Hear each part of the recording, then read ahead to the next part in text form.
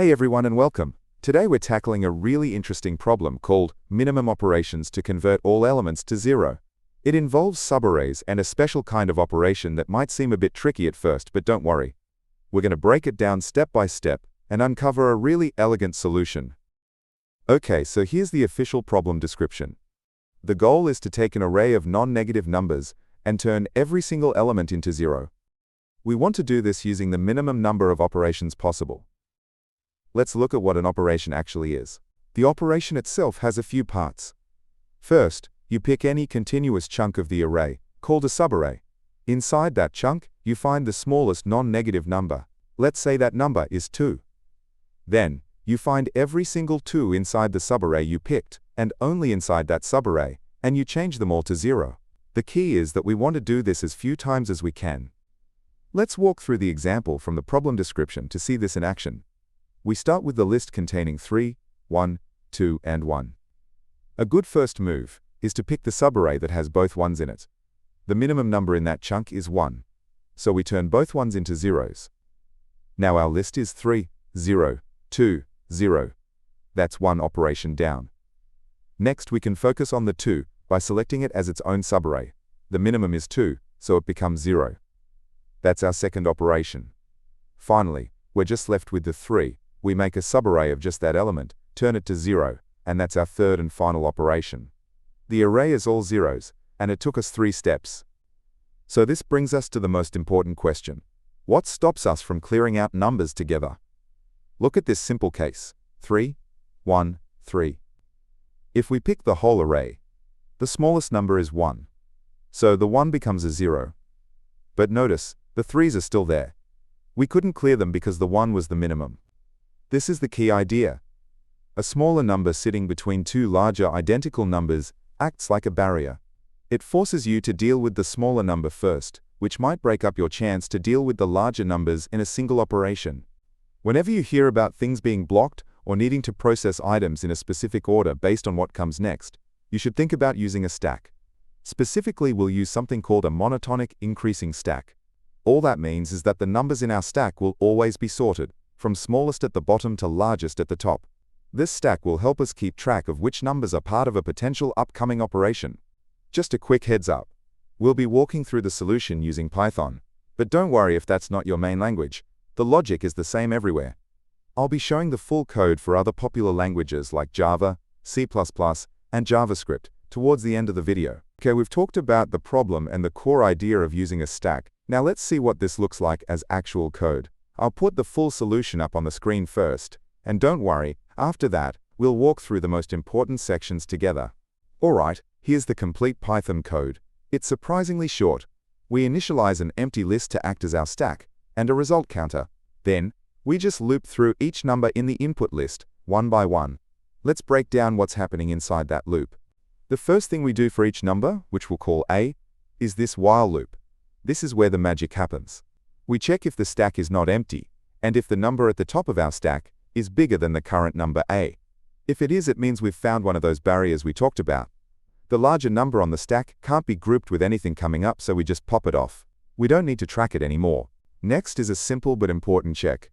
If the current number is a 0, we don't need to do anything with it.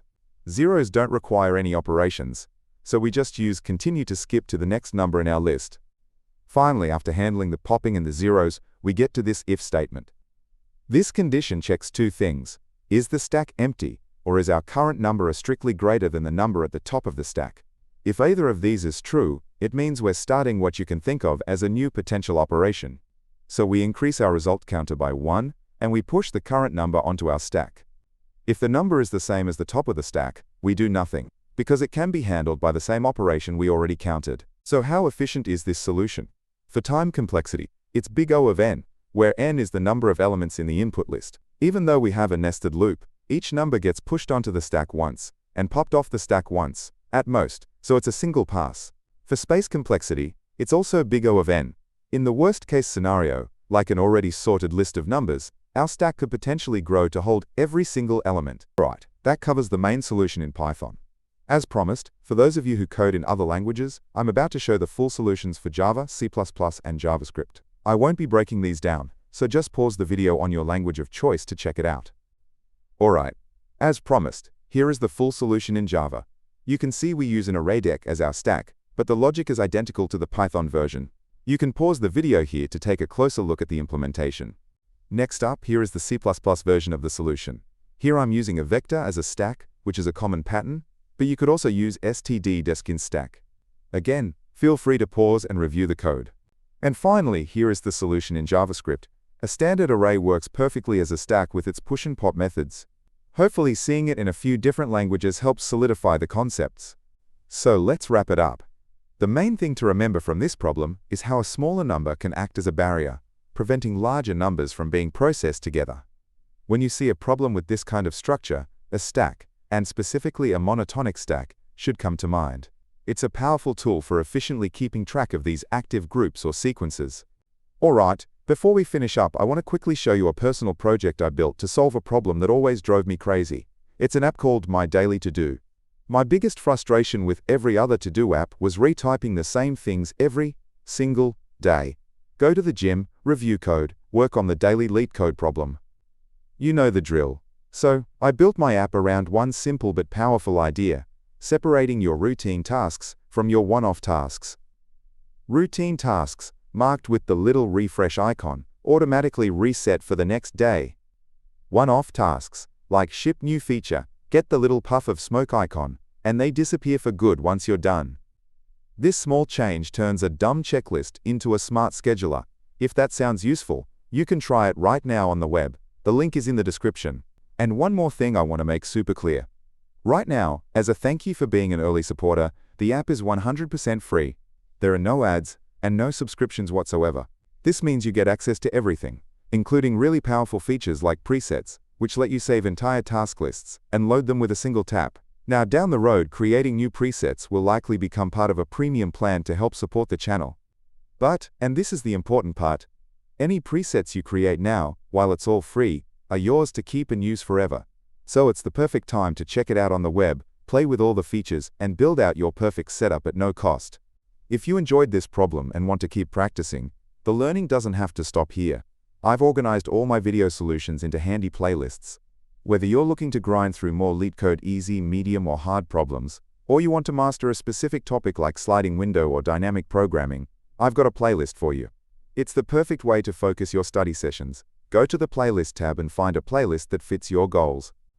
Also, if you're looking for even more Leetcode problems beyond the daily challenge, I've started a second channel called Leetcode Unlocked. It's where I'll be posting solutions to a ton of other problems, so if you're serious about your interview prep, be sure to check it out. The link is in the description below. Hope this Leetcode solution breakdown made sense. If it helped, give that like button a click, maybe subscribe for more, or drop a comment if you have questions. Make sure to turn on the notification bell so you know straight away when I upload a video, because I upload videos daily. If you want to support the channel, a few people have asked how I plan my solutions. I'm a big fan of sketching out the logic and data structures on a tablet before I code. It really helps. I've put affiliate links in the description to the tablet I use and a few other good options. Using those links doesn't cost you anything extra but really helps me out. Or, if you're feeling generous, there's always the Boba Fund. Keep coding, and I'll catch you in the next one.